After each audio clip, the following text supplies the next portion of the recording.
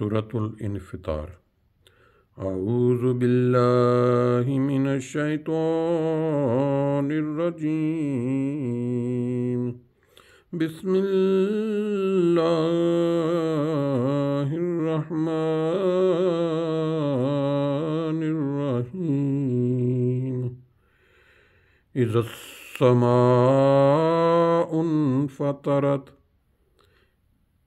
وَإِذَا الْكَوَاكِبُ انتَثَرَتْ وَإِذَا الْبِحَارُ فُجِّرَتْ وَإِذَا الْقُبُورُ بُعْثِرَتْ عَلِمَتْ نَفْسٌ مَّا قَدَّمَتْ وَأَخَّرَتْ يَا أَيُّهَا الْإِنسَانُ مَا غَرَّكَ بِرَبِّ الْكَرِيمِ الذي خلقك فسواك فعدلك في أي صورة ما شاء ركبك كلا بل تكذبون بالدين وَإِنَّ عَلَيْكُمْ لَحَافِظِينَ كِرَامًا كَاتِبِينَ يَعْلَمُونَ مَا تَفْعَلُونَ إِنَّ الْأَبْرَارَ لَفِي نَعِيمٍ وَإِنَّ الْفُجَّارَ لَفِي جَحِيمٍ يَصْلَوْنَهَا يَوْمَ الدِّينِ وَمَا هُمْ عَنْهَا بِغَائِبِينَ وَمَا أَدْرَاكَ مَا يَوْمُ الدِّينِ ثُمَّ مَا أَدْرَاكَ مَا يَوْمُ الدِّينِ يَوْمَ لَا تَمْلِكُ نَفْسٌ لِنَفْسٍ شَيْئًا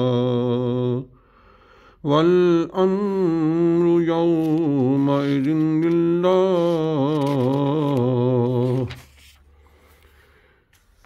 بسم اللہ الرحمن الرحیم، اللہ کے نام کے ساتھ جو بے انتہا رحم کرنے والا، بن مانگے دینے والا اور بار بار رحم کرنے والا۔ اذا السماء انفطرت، جب آسمان پھٹ جائے گا، وَإِذَا الْكَوَاكِبُ انتَثَرَتْ، اور جب ستارے جھڑ جائیں گے، وَإِذَا الْبِحَارُ فُجِّرَتْ، اور جب سمندر پھاڑے جائیں گے، وَإِذَا الْقُبُورُ بُعْثِرَتْ، اور جب قبریں اکھاڑی جائیں گی۔ عَلِمَتْ نَفْسٌ مَّا قَدَّمَتْ وَأَخَّرَتْ، ہر نفس کو علم ہو جائے گا کہ اس نے کیا آگے بھیجا ہے اور کیا پیچھے چھوڑا ہے۔ یا ایھا الانسان ما غرک بربک الکریم، اے انسان، تجھے اپنے رب کریم کے بارے میں کس بات نے دھوکہ میں ڈالا۔ الذی خلقک فسواک فعدلک، وہ جس نے تجھے پیدا کیا پھر تجھے ٹھیک ٹھاک کیا پھر تجھے اعتدال بخشا۔ فی ای صورت ما شاء رکبک، جس صورت میں بھی چاہا تجھے ترکیب دی۔ کلا بل تکذبون بالدین، خبردار بلکہ تم تو جزا سزا کا ہی انکار کر رہے ہو۔ وَإِنَّا عَلَيْكُمْ لَحَافِظِينَ، جبکہ یقیناً تم پر ضرور نگہبان مقرر ہیں۔ کرامن کاتبین، معزز لکھنے والے۔ یعلمون ما تفعلون، وہ جانتے ہیں جو تم کرتے ہو۔ ان الابرار لفی نعیم، یقیناً نیک لوگ ضرور آسائش میں ہوں گے۔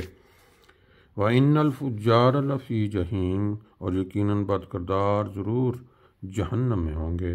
یصلونہا یوم الدین، وہ اس میں جزا سزا کے دن داخل ہوں گے۔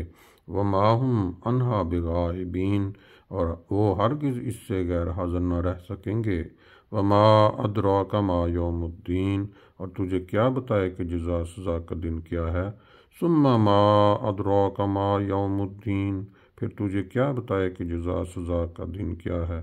یوم لا تملک نفس لنفس شیئا والامر یومئذ للہ، جس دن کوئی جان کسی جان کے لیے کسی چیز کی مالک نہ ہوگی، اور اس دن فیصلہ کلیتاً اللہ ہی کا ہوگا۔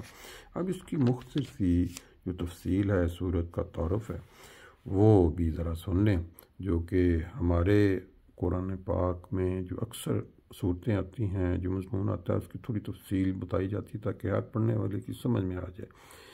پھر یہ صورت مکی ہے اور بسم اللہ سمیت اس کی 20 آیات ہیں۔ اس صورت کے آغاز پر 20 ستاروں کا ذکر ہے، مگر ان کے مانند پڑھنے کا نہیں بلکہ ٹوٹ جانے کا ذکر ہے کہ کلیتاً انسان رات کے اندھیروں میں ستاروں کے نور سے بھی محروم کر دیا جائے گا۔ اور پھر سمندر کا ذکر کرتے ہوئے یہ بات دہرائی گئی کہ صرف سمندروں میں ہی کثرت سے جہاز رانی نہیں ہوگی، اور ان کے راز دریافت کرنے کے لیے ان کو پھاڑا نہیں جائے گا، بلکہ خشکی پر بھی آثار قدیمہ والے گزشتہ زمان کی مدفون تہذیبوں کی قبریں اکھیڑیں گے۔ اس دن انسان کو معلوم ہو جائے گا کہ اس سے پہلے بنی نوع انسان اپنے آگے کیا بھیجتے رہے ہیں، اور بعد کے دور کے آنے والے بھی کیا آگے بھیجیں گے۔ اس صورت کے آخر پر بھی یوم آخرت کے ذکر پر ایک آیت میں یہ مضمون بیان فرمایا گیا کہ اصل ملکیت دنیا میں عارضی مالکوں کا نہیں، اصل ملکیت دنیا میں عارضی مالکوں کی نہیں بلکہ اصل مالک اللہ تعالیٰ ہی ہے، جس کی طرف یوم الدین پر ہر ملکیت لوٹ جائے گی، اور ہر دوسرا وجود ملکیت سے کلیتاً عاری کر دیا جائے گا۔ اللہم صلی اللہ